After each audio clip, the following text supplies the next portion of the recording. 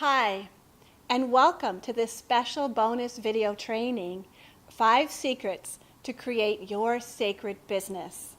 I'm Laura Cornell of Divine Feminine Yoga, and this video is for you if you are a yoga teacher who would like to reach more students, if you'd like to fill your classes and your workshops, if you'd like to have a more sustainable income so you can thrive and relax in your own life, and if you'd like to make a bigger contribution to healing the world.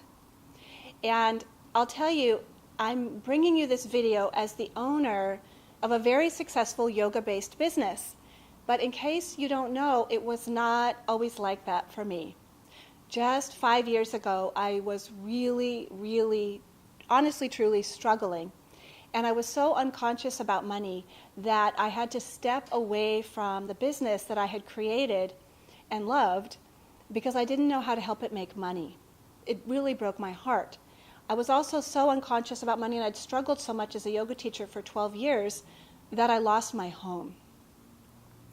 So 5 years later, I'm happy to report that I am thriving in my work. I'm serving thousands of clients and students in my new business. I'm extremely happy and pleased. I love what I do. I have the income that I need to support this work, to give it the resources that it needs to thrive, and I'm relaxed in my own life. I couldn't be more pleased with how things are going. So what we're going to do in this video is we're going to look at 5 secrets that really help me thrive and that have helped my clients to do well in their yoga-based business as well. And for those of you who are really excited about this material like I am, I promise I'll tell you what the next step is. I'll tell you how you can get more material like this. So the first secret is to trust your guidance. Trust that brilliance of the universe that wants to shine through you. I know this might sound obvious, but you wouldn't believe how many yoga teachers I talk to who are not doing this, who are really afraid to be unique, who are afraid to be themselves. People ask me, should I niche? Should I have a specialty as a yoga teacher, or is it better to try and reach everyone? A lot of teachers are afraid to be unique. They're afraid to narrow their market because they're afraid of cutting people out. Well, actually, it's just the opposite. When we let our uniqueness come through, what happens is your best clients, the ones you dream of serving, are naturally attracted to you, and you have so much more fun in your yoga teaching because you're not trying to be anyone else. And when you do that, people are more attracted to you because you're having more fun. So I'll give you an example. I was working with a wonderful client, Susan Whitaker, who owns Canyon Spirit Yoga Studio in Auburn, California. She's a wonderful teacher, been there many years. She was starting to feel a little dry, a little stale and burned out. And we started working together, and what we learned was that she was very interested in shamanism, which actually is a yogic practice, but she was afraid to bring this into her teaching because she felt like it wasn't yoga. And so we broke through that, and she started to let more of who she was, that unique spirit, come into her teaching. Her students started to notice. They said, wow, you feel more alive. Her classes started to get really full, and people started to come to her for private lessons, which hadn't been happening. It was just happening spontaneously. So she was ecstatic, happier than she had been. Her income increased, and she had a lot more fun in her yoga teaching. The second secret is to envision your best offering and turn that into a really powerful program. So what this means is to take what you love the most, to take your unique brilliance and channel it into a very powerful, very profound, transformational program for your ideal clients. This could look like a year-long training. It could look like a teacher training. It could look like a month-long intensive. It could look like a committed class, a monthly group, a one-day-a-month group. It could look like a private program that you offer to private clients that has a really juicy title, a really powerful outcome that comes from being your private client. So a lot of yoga teachers, we think we're supposed to teach regular classes, we're supposed to do what our teachers taught, and when you take your unique brilliance and you channel it into a program that is going to really call out to your best clients, you start having a lot more fun in your business. That's one, because you get to spend a lot of your energy in your best area, and it will help your income. This is really what creates a very stable business, a sacred business, where you're bringing what the universe wants to channel through you into the planet in a really powerful way that others can step into. So envision, what is your best gift, and how can you turn it into a program, a package, a training? And then let everything you do flow into that, so that all of your free offerings, your short talks, the gift on your website, whenever you tell people about what you do, lead it into that. Everything is leading into that. I call it the ocean. This is the depths where the whales are swimming, where you can go deep with your favorite clients. An example of one of my clients who did this was Cindy Bensley Gertz, wonderful yoga teacher from Wisconsin, and she's a studio owner, and she started to notice her income declining. She was also getting just a little bit stale. And we worked together, and she realized that she was really passionate about helping women in midlife.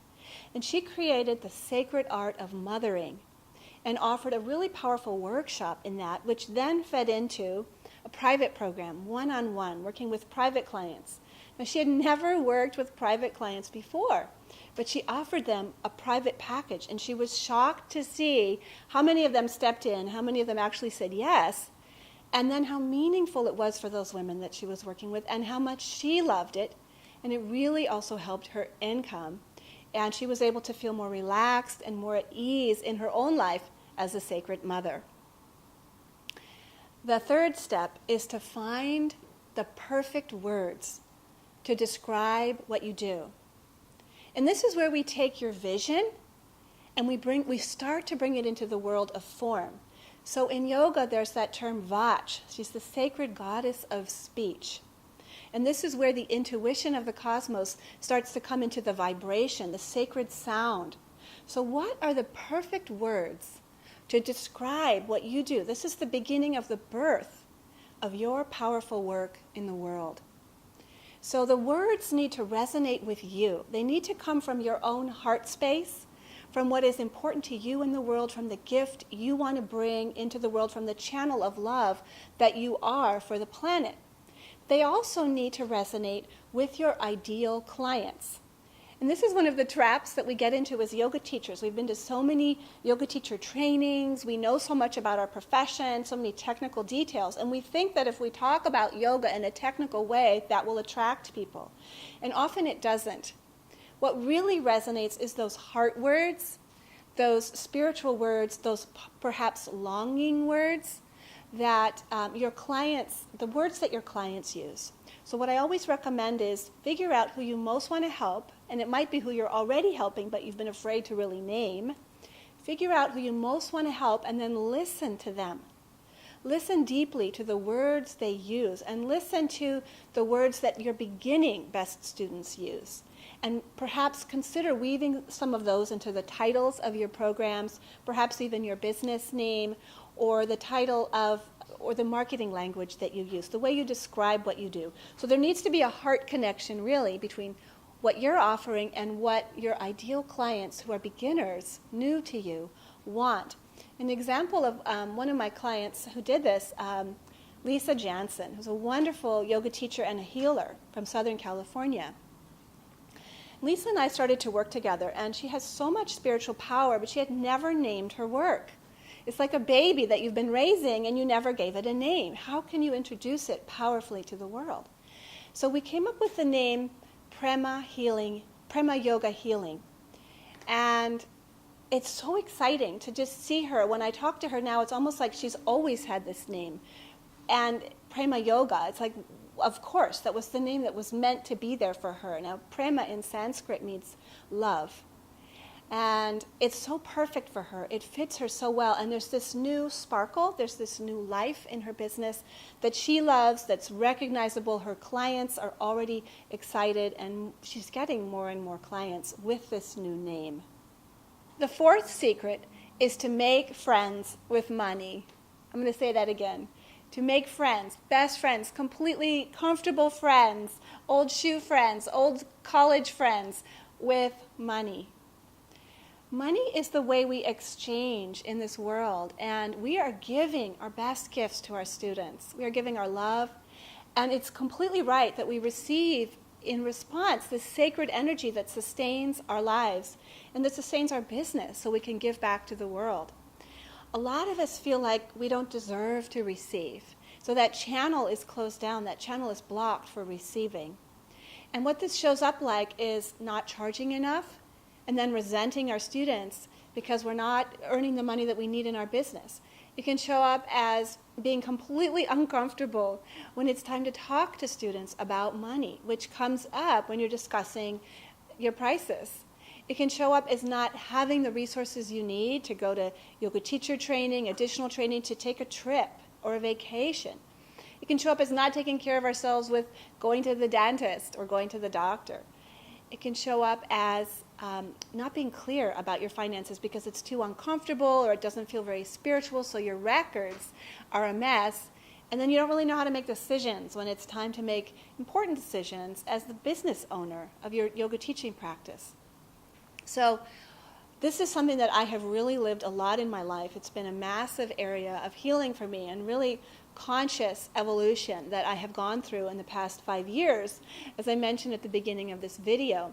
And so what's possible when you get to the other side is to be completely comfortable talking with your students about money when it's appropriate, and to know that it's a way of really, actually it's a form of intimacy, and getting in there close and personal and helping your best students and being willing to receive from them and enjoying receiving, enjoying what comes back to you, allowing that to be what the goddess wants for you, and then celebrating the fact that you can help your business thrive, celebrating the fact that you can give back to the world through dana, sacred giving, through tithing. I can't tell you how delicious that feels to really be able to do that and to feel good doing that.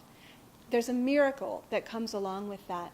It's also the incredible clarity that comes from having that your financial house in order. So one of the first steps to get started here is simply to write down your money demons. Write a journal entry. What is really upsetting you about money? What are your painful thoughts about money? Money isn't spiritual. I don't like to talk about money. I don't have enough money.